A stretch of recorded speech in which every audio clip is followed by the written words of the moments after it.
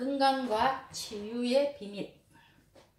질병의 증상을 치료하기에 급급하기보다는 병의 원인을 찾는 데 집중하는 것이 기능의학이라는 것.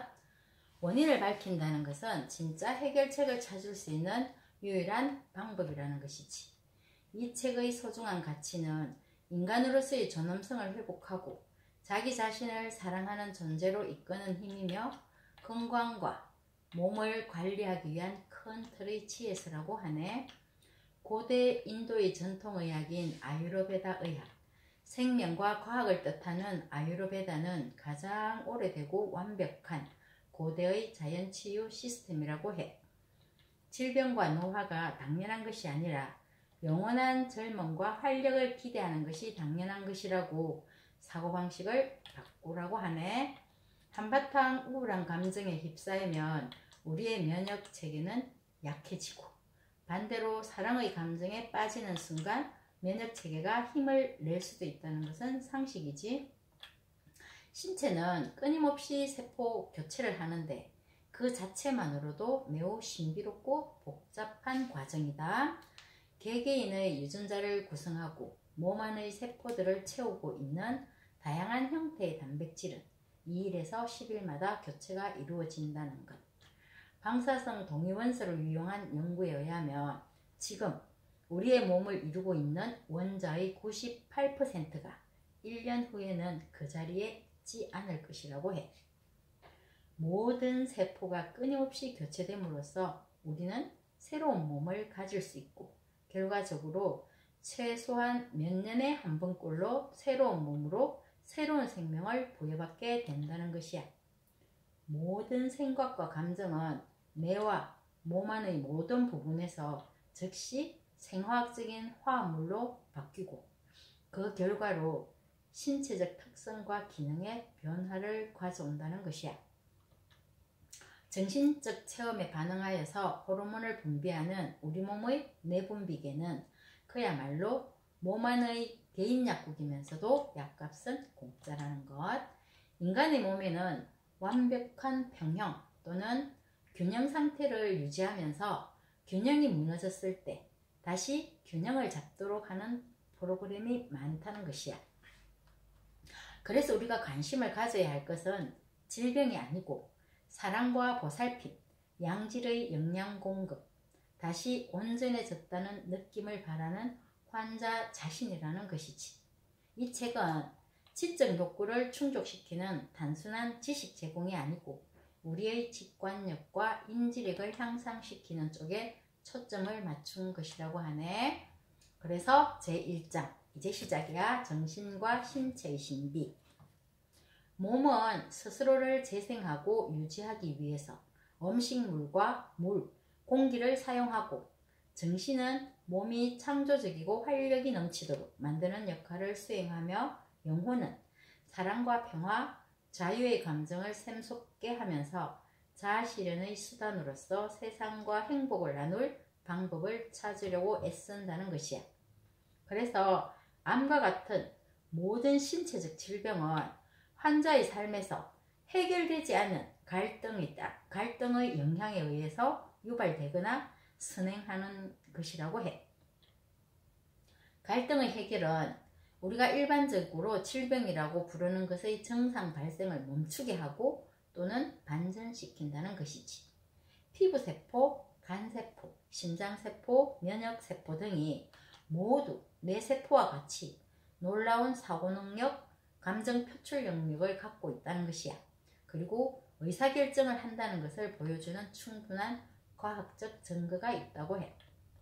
우리는 대부분 무의식적으로 신체를 통제하는 정신활동을 하고 있다는 것이고 그래서 모든 생각이 특정한 방식으로 신체에 영향을 미친다는 것을 기억하라고 하네.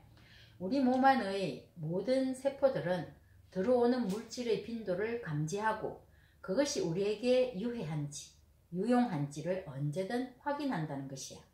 콜라와 같은 청량음료는 사과와는 다른 주파수를 발산한다는 것이지. 백혈구의 활성화를 조절하는 가슴샘은 스트레스에 노출되면 수축한다는 것인데 라디오, TV, 신문, 정크푸드, 오염, 우리가 마주하는 부정적인 영향까지도 가슴샘을 약화시키고 그림을 보는 것과 같은 시각적인 요소들도 어떤 것은 근육을 강하게 만들고 또 어떤 것은 근육을 약하게 만들기도 한다는 것이야. 그래서 좋은 생각, 좋은 것을 보고 좋은 것을 듣는 것, 우리 몸이 건강하기 위한 출발점이라고 할 수도 있겠지. 플라세보에 대해서, 플라세보는 라틴어로 부탁할게로 번역되는데 인체의 치유 반응을 유발하고 자연의 치유력이 작용한다는 것이야. 특정 치료에 대한 기본적인 신뢰나 의사에 대한 신뢰도 위약처럼 작용할 수 있다고 하네. 통증을 완화하는 신경전달 물질인 엔도르핀은 가장 강한 헤로인보다도 4만 배나 더 강하다고 해. 우리의 몸은 제약산업에서 생산되는 모든 약을 제조할 수 있다는 것이야. 최고의 정밀도와 정확한 복용량, 완벽한 타이밍으로 공짜에 부작용도 없다는 것. 약물 처방과 같은 증상의 일시적인 호전은 치유와는 상관이 없다고 하네. 진정한 치유는 이미 존재하는 정신과 신체의 연결, 내적 정체의 제거, 그리고 신체 고유의 치유력 덕분에 일어난다는 것이야. 그래서 오늘날 의료 행위는 한마디로 신뢰할 수 없다고 해. 일반인이 이용할 수 있는 치료법의 80에서 90%는 과학적 뒷받침이 없고 그 증상이 매우 의심된다는 것이야. 매 순간이 성장과 인생과 자기 힘을 배우는 소중한 기회라는 것을 알고 몸이 보내는 메시지를 듣고 이런 상황을 만든 것에 스스로 책임질 수 있는 사람, 우리의 건강을 스스로 챙기고 우리의 삶에서 일어나는 모든 일에 책임지려는 의지와 욕망을 키우는 것이 가장 강력한 치유 방법이라고 하네.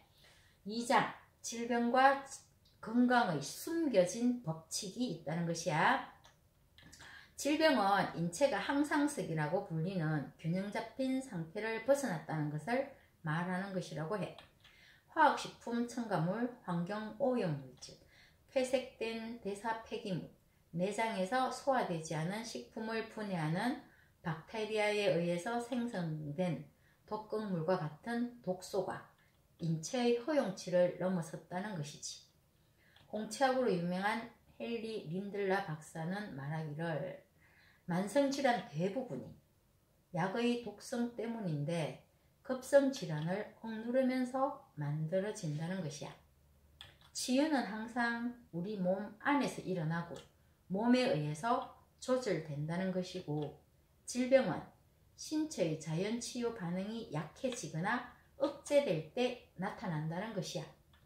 우리 몸이 항상성을 벗어난 상태를 알려주는 정상은 질병이 아니라는 것이지. 생명을 위협하는 가장 심각한 질병은 거의 다 위 속 점막의 단순한 자극과 같은 사소한 문제에서 시작된다는 것이야. 일반적인 생각과 달리 속쓰림이나 산성역류는 위산이 너무 많아서 생기는 것이 아니라 너무 적어서 생기는 것이라고 하네.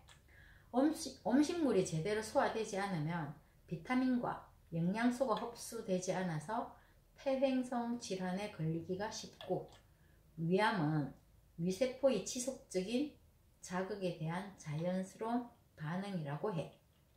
장기를 잘라내는 대부분의 치료는 더 강화된 독성 위기를 부를 수 있다고 강조하고 있어. 미생물들은 약하거나 부상당하거나 죽은 세포와 폐색된 신체가 제거할 수 없는 노폐물을 분해하고, 면역체계는 미생물들이 제 역할을 할 때 생기는 독소를 처리한다는 것이야.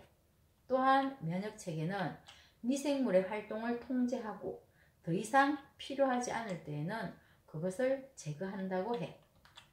세균은 신체의 자체적인 정화, 또한 치유 시스템이 무너졌을 때 자연스럽게 약한 장기나 부상당한 신체 부위로 이동하게 되는데, 면역체계가 회복할 수 없을 정도로 손상되지 않았다면 감염은 독성의 위기를 극복하는 가장 효과적인 수단 중의 하나라는 것이야.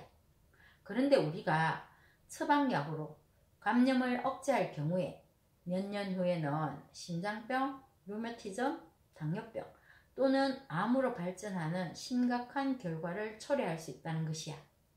그리고 이것은 오늘날 세계에서 가장 많이 사용되는 진통제에도 적용된다는 것이지. 진통제는 악순환의 시작이라고 말하고 있어. 극도로 고통스러운 조건에서 절대적으로 필요하지 않은 이상 진통제를 복용하는 것은 신체의 치유 기능을 억제하고 파괴하는 행위라는 것이야. 통증은 폐색과 그에 따른 세포와 조직의 탈수, 영양실조에 대한 신체의 자연스러운 반응이라는 것이지. 대부분의 통증 신호는 뇌의 첫 번째 보조 호르몬인 히스타민이 다량으로 분비되면서 폐색된 부위 근처나 또는 그 옆에 있는 통증 신경을 지날 때 발생한다는 것이야. 이때 신체는 바이러스 입자나 독성 물질과 같은 이 물질은 거부하고 체내의 다른 호르몬이나 시스템에 지시를 해서 수분 분포를 조절하기 위해서 히스타민을 사용하는데, 독소가 축적되는 곳에서는 급속 물 부족, 탈수도 있고, 이것을 해결하는 과정에서 산소 부족이 오게 되면 고통스럽다는 것이야. 뇌는 고통을 견딜 강력하고 활동적인 면역과 정화 반응을 유지할 수 있는 천연 진통제인 엔도르핀을 생산하는데, 우리가 인위적으로 합성한 진통제를 사용하면 통증 신호를 끊게 만든다고 해. 그래서 우리는 폐색된 부분의 물, 산소 또는 영양 부족의 신호에 혼란을 주게 되고 상태를 점검할 수 없는 그런 상태로 가게 된다는 것이지. 갑작스러운 통증을 억제하는 것은 집을 지키는 경보장치의 전선을 끊는 것에 비유할 수 있다고 해. 아주 소량의 아스피린이라도 어느 정도의 장출혈을 일으키는데, 아스피린, 이부프로펜 등의 비스테로이드 소염제는 고혈압 위험을 40% 증가시키기도 한다는 것이야. 또 강한 사람이라도 약하게 만드는 자극제도 생각할 문제라는 것인데, 모든 자극제가 섭취할 때는 달콤하지만 그 결과는 쓰다는 것이지. 커피, 차, 담배를 예로 들었는데 과학적인 거 다 지나가고 그냥 어쨌든 다 좋지는 않아. 그래도 상식적으로 디카페인 커피보다는 일반 커피가 낫다고 하네. 그래서 우리가 힘을 얻기 위해서 이런 자극제를 이용하는데 육체적인 에너지의 증가를 경험하는 것이 실제로는 신체의 에너지 손실이라는 것이야. 에너지를 고갈시키는 것으로 과식, 자연의 것이 아닌 음식을 먹는 것, 간식을 자주 먹는 것, 과로, 스트레스, 두려움 등이 있는데, 건강한 사람이라고 하더라도 계속적으로 지나친 자극을 하면 몸의 에너지가 낭비되고 몸이 약해지고, 그래서 만성질환에 걸릴 수 있다는 것이지. 자극제를 찾는다는 것은 우리 몸이 끊임없는 정화에 필요한 에너지를 낭비하는 멍청한 짓이라는 것이야. 우리 몸은 일생 동안에 매일 300억 개의 새로운 세포를 만들고 항상성 유지를 위해서 같은 양의 오래된 세포를 파괴하는데, 이 파괴된 쓰레기를 몸 밖으로 운반하기 위해서는 충분한 물이 필요하다고 해. 물이 우리 몸속에서 수송 역할을 하기 때문이라는 것이지. 그런데 지나친 자극과 과식, 수면 부족 등으로 탈수 상태가 될 수 있다는 것이야. 독소에 감염되는 첫 번째 세포군은 물, 산소, 영양소의 정상적인 공급을 받을 수 없는 것인데, 독성의 위기는 젖산, 요산, 암모니아, 요소, 혈액 단백질, 다양한 종류의 독소, 너무 많은 산성 화합물이 우리 몸 안에 축적된 것을 반영한다는 것이야. 그래서 우리의 몸 안에서 우리 몸의 면역 반응이 진행되는 동안에는 우리는 매우 약하고 피곤하고 아픔을 느낄 수도 있는데, 그런데 이때 우리가 약물이나 음식, TV를 본다든지 또는 다른 활동을 통해서 몸의 치유 노력을 방해하는 게 아니고 휴식하는 게 답이라는 것이야. 그리고 질병의 증상은 변화무쌍하다는 것을 알아라고 하네. 질병의 단계가 뚜렷해짐에 따라서 일부 환자들은 궤양과 세포 단백질 부패의 결과로 빈혈이 생기기도 하고, 위궤양이 생기기 시작하면 치질이 형성되기도 하고, 또는 위가 폐색되면 2일이나 3일마다 음식물이 가득 차고 토하기도 한다는 것이야. 겉보기에는 아무 관련이 없어 보이는 형태와 변형으로 계속 나타나는 증상은 손에 든 모래와도 같다고 하네. 그것들은 순식간에 나타나고 일관성이 없다는 것이지. 그런데 진정한 치유는 근본적인 원인을 해결하는 것이야. 그래서 그 원인 찾기에서 질병으로 이어지는 기본적인 메커니즘을 설명하면서 위 질환을 얘기를 하는데, 전문용어 과학적 메커니즘은 그냥 넘어가고 상식적인 몇 가지만 읽어줄게. 대부분의 복통은 위 점막의 심각한 탈수증을 나타내는 신호라는 것이야. 그래서 위가 아프다는 것은 사람에게 식습관이나 체내 수분과 관련하여서 무언가가 균형이 맞지 않는다는 것을 알려주는 첫 신호라는데, 이 신호에 대해서 우리가 약물로 대처하는 무책임한 행동을 하지 말라고 해. 대부분의 암은 감기, 통증, 감염, 두통 등 아주 가벼운 병의 증상을 반복적으로 우리가 억제하고 실제 질병인 것처럼 치료한 그 결과라고 말하고 있어. 음식을 너무 많이 먹으면 다 소화되지 않고 위장에 남아있는 음식이 계속적으로 자극과 독성의 원인이 될 수 있다는 것이지. 절망적인 징후를 물리치기가 쉽지는 않지만 생각해 봐야 할 것들이지. 우선 처방약의 독성 화합물은 우리 몸의 면역 체계를 손상시킨다는 것이야. 그리고 조직과 세포에서 많은 양의 미네랄과 물을 제거한다고 말하고 있어. 모든 약들은 이뇨작용을 한다는 것이야. 우리 몸속의 수송과 치유의 주요 수단인 물이 충분히 없으면 몸은 위기 상태, 곧 탈수 현상에 직면한다는 것이야. 가장 효과적으로 질병을 다루는 방법은 신체의 자연적인 균형 상태나 평형 상태로 돌아가려는 노력을 방해하지 말라는 것이야. 에너지를 감소시키는 모든 요인을 제거하는 것이라고 해.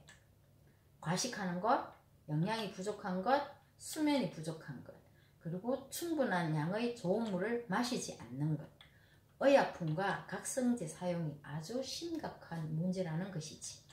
결론적으로 말하자면 우리는 우리 자신의 몸의 능력에 대해서 신뢰할 필요가 있다는 것이야.